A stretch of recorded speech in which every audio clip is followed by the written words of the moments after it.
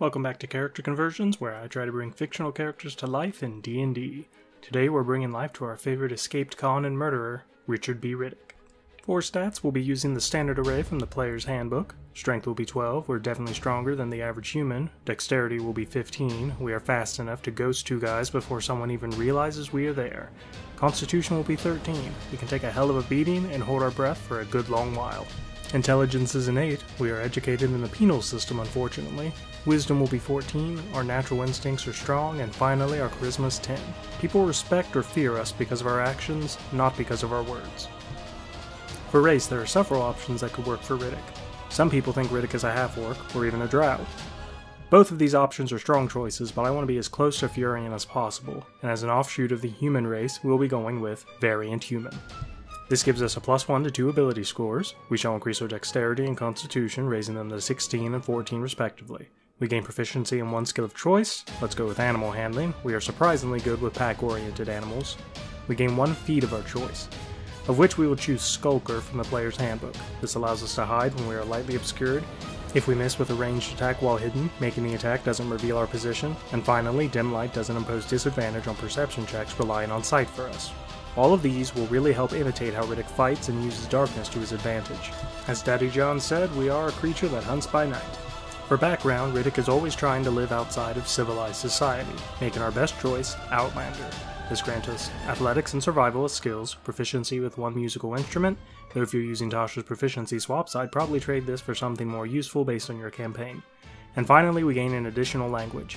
Maybe choose Orc if you want to represent the savage ferocity that Furyians have in battle. We also gain the Wanderer feature, allowing us to perfectly recall the general layout of terrain, settlements, and other features from maps. And we can always find food and fresh water for ourselves and up to 5 people each day, provided the GM says the land can provide. Now for class, I've seen many discussions for what Riddick would be. Some think he's clearly a fighter. I've even heard that he's just a paladin who only uses his spells for smiting. But for my build, we're going to go with a ranger. This gives a d10 hit die, proficiency with strength and dexterity saving throws. We're proficient with light and medium armor, as well as shields, simple and martial weapons, and for skills we'll choose perception, stealth, and survival. Starting equipment, I recommend choosing leather armor over scale mail to avoid disadvantage on stealth checks, but if it's difficult to pass up the extra AC, then go for it. Riddick's Ulax, or however the hell they are pronounced, could be represented by short swords, and be sure to keep plenty of daggers on your person for some ranged attacks. At first level, being a ranger grants us Favored Enemy and Natural Explorer. Favored Enemy, we will be replacing with Favored Foe from Tasha's Cauldron of Everything. Now when we hit a creature with an attack, we can mark them as our favored enemy for 1 minute, or until we lose concentration as if this were a spell. First time on each of our turns that we hit the creature, we deal an additional 1d4 damage, and we are able to use Favored Foe a number of times per long rest equal to our proficiency bonus. Natural Explorer we shall be replacing with Deft Explorer, also from Tasha's Cauldron of Everything. This grants us the Canny ability, allowing us to choose one of our skill proficiencies and double our proficiency ability for that skill. Let's go with Stealth. We can also speak, read, and write 2 additional languages of our choice. Let's pick up Dwarven and Undercommon, just for the hell of it. But feel free to choose whatever works best for your campaign. At second level, we gain our fighting style. Riddick is definitely a dual wielder, so we'll pick up 2 weapon fighting style, allowing us to add our ability score modifier to our offhand.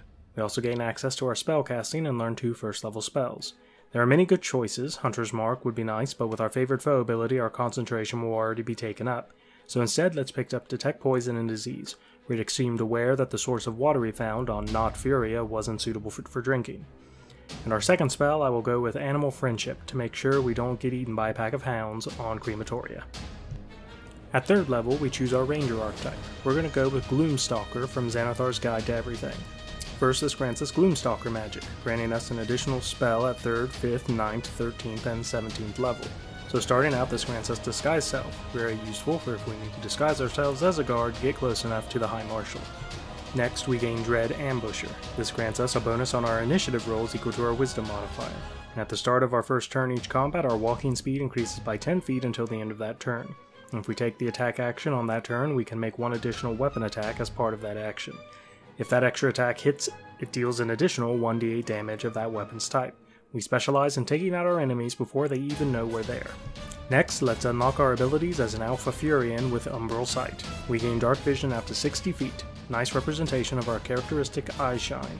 Just roleplay discomfort with light, and the best part, while we are in darkness, we're invisible to any creature that relies on dark vision to see us in that darkness.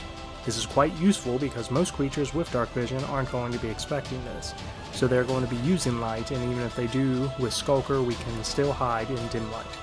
Finally, we should be replacing Primeval Awareness with Primal Awareness from Tasha's Cauldron of Everything. We now learn bonus spells based on our level. This level, we learn Speak with Animals and can cast it once per long rest without expending a spell slot. 4th level for us is just an ability score improvement. While I'm tempted to trade this for Dual Wielder, for now I feel like a straight +2 for Dexterity is best, as we can increase our AC, Dex save, attack, damage, and our stealth all at once. So let's raise the Dex to an 18. Moving on to 5th level, we gain extra attack. Now when we take the attack action, we can make 2 attacks instead of 1, now allowing us to make 3 attacks in a round, 4 if we get our Dread Ambusher off. We also gain access to our 2nd level spells. Quick note, I'm not going through every single spell that we could possibly know, hence why I didn't reference the 3rd spell we learned at 2nd level. Spell selection should be highly dependent on the campaign, so I just try to go over a few good options to reflect Riddick's abilities. Now back to our 2nd level spell we learned this level. There are a lot of things that can go well with Riddick. I am particularly torn between Pass Without a Trace, Silence, and Find Traps. For now, I'll go with Pass Without a Trace. Primal Awareness also improves, giving us Beast Sense that we can cast for free once per long rest. 6th level sees our bonus damage from Favored Foe increase from a d4 to a d6, now its damage is at least on par with Hunter's Mark. Next, our Deft Explorer feature grants us Roving. We increase our base speed by 5 feet, now making it 35 feet, and in addition we gain a climbing speed and a swimming speed equal to our base speed, so whether we need to climb a mountain or swim in the sea, there is nowhere we won't be able to get around in. At 7th level, Gloomstalker grants us Iron Mind. We gain proficiency with wisdom saves. I'm a big fan of any ability that grants additional saving throw proficiencies. 8th level sees us another ability score improvement. Let's cap our dexterity at 20. Then we gain Land Stride. Now moving through non-magical difficult terrain costs us no extra movement, and we can pass through non-magical plants without being slowed by them and without taking damage if they have thorns, spines, or similar hazards. We also gain advantage on saving throws against plants that are magically created to impede movement, such as the Entangle spell. 9th level Primal Awareness grants us a free casting of Speak with Plants once per long rest. We also gain access to our 3rd level spells. For a man who just wants to go without being noticed, non-detection is a great choice. But as an Alpha Furyian, we are also able to hold our breath for an obscene amount of time. Pick whichever works for your campaign at the time. For me, I'll be going with Water Breathing. At 10th level, Deft Explorer's Capstone is reached and we gain Tireless. Now as an action, we can give ourselves a number of temporary hit points equal to 1d8 plus our Wisdom modifier. We can do this a number of times equal to our proficiency bonus each long rest. In addition, when we finish a short rest, our exhaustion level is decreased by 1. Next, we gain Hide in Plain Sight. Now we can spend 1 minute when we have access to mud, dirt, plants, soot, and the like, and press ourselves against a solid surface such as a tree or wall, or perhaps inside a stone sarcophagus if we're on Nocfuria. This grants us a +10 bonus to stealth checks as long as we remain there without moving or taking actions. Once we move or take actions, or reactions, we must camouflage ourselves again to gain this benefit. Though a fair GM may waive that last part if you haven't really moved out of an area where such camouflage would be useful. At this level, we will be rocking a +23 to our stealth check with this ability. 11th level Gloomstalker grants us the Stalker's Flurry. Now, once on each of our turns, when we miss with a weapon attack, we can make another weapon attack as part of the same action. With the number of attacks we will be throwing out with Dread Ambusher, it's very nice to know that the odds of us hitting with all of our attacks is increased. 12th level is an ability score improvement. Let's trade this in for Dual Wielder from the player's handbook. This grants us a +1 to AC when wielding 2 weapons. Our 2 weapons no longer need to be light, and we can draw or stow 2 weapons when we would normally only be able to do it with 1. At 13th level, we gain access to our 4th level spells. There are not many to choose from, so it's not that hard of a decision. While Freedom of Movement is useful, I feel like Stone Skin will really help us more as a melee fighter. Problem is, Stone Skin will be competing for concentration, so for my build I will go with Freedom of Movement. We're fairly difficult to capture for a reason after all. Finally, Primal Awareness grants us a free casting of Locate Creature each long rest. This should make sure we can track a single killer across a busy city if we need to.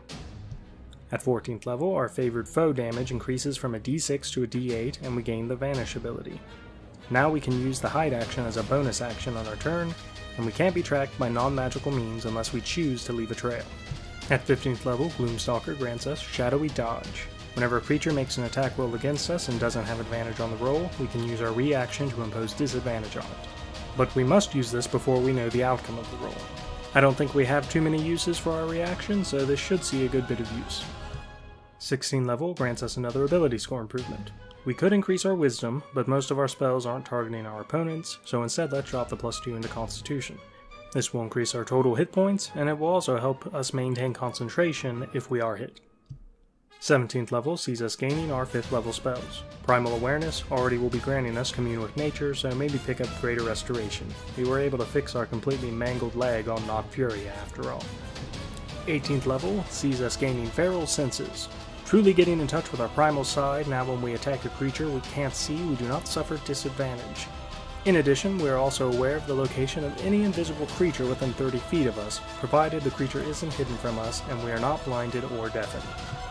19th level grants us our final ability score improvement. Let's go ahead and raise our Constitution again, making it an 18.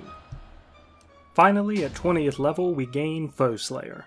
Now once on each of our turns we can add our Wisdom modifier to the attack roll or the damage roll of an attack that we make against our favored foe. Our end result is 194 hit points, assuming we have upgraded to minimum non-magical studded leather. Our AC will be a 17. Using our short swords, we will average 8 damage a hit, 24 damage a round, 32 damage on a first round of combat. Sprinkling in favored foe or hunter's mark will of course raise these numbers. Our bread and butter will be stealth and hit and run tactics. Our stealth bonus will be +17, +27 if we use pass without a trace. A guard holding a torch has 20 feet of bright light and dim light for another 20. Assuming we start our turn at the edge of the bright light with our 35 feet of speed, we can move in, deliver a nice 38 damage, and keep moving on just in time for another guard to see us walking off into the darkness. Thanks for watching. Please give the video a thumbs up, subscribe to the channel for more character conversions, please share the video, it helps immensely. Feel free to comment any critiques of this build or suggestions for future builds. Otherwise, go and show your GM how to tap into your primal side.